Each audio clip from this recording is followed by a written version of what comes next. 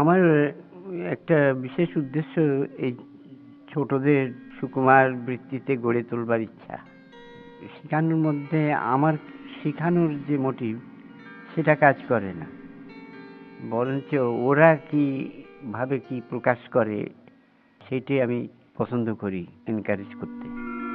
কিছুকাল পরে ওদের আমি ড্রয়িং এর শিক্ষা দিই। তো এখানে ড্রয়িং এর সেন্সটা কাজ করে, একটু বেশি ক্যালকুলেটিভ হয় ওরা, মনটা তাদের বেশ বাঁধা ধরার নিয়মে আসে। তো এইভাবে আমার শিক্ষার মেথড যে বিশেষ করে ওদের ইনার যা কিছু ভেতরে আছে সেইগুলোকে আমি বাইরে আনবার চেষ্টা করি, যে কি কি প্রতিভা নিয়ে ওরা জন্ম নিয়েছে।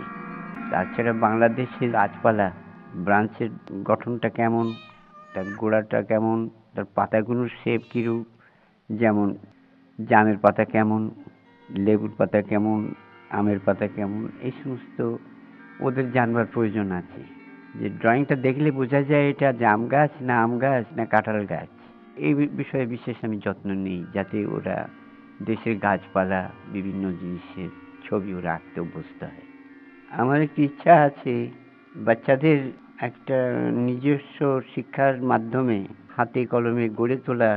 এই গড়ে তুলতে গেলে আমাকে প্রথমে সমস্ত শিশুরই বন্ধু হতে হবে। তা আমি অনেক সন্ধান করে দেখলাম যে গরিব ঘরের ছেলে মেয়েরা ভোর হলেই খিদের জ্বালায় কেঁদে ওঠে এবং মাকে খুব পীড়াপিড়ি করে কিছু পাবার আশায়। তো এতে আমি দেখি 2-1 গ্রামের শিশু তো প্রতি সকালেই ছুটে আসবে যদি ওদের ভোরবেলার আহারের ব্যবস্থা করে দেয়া যায় একটু ভালোভাবে, তাহলে সব আমার বন্ধু বান্ধব হয়ে যাচ্ছে অনেক। পরে এদের দ্বারা আমি ছবি আঁকাতেও পারি,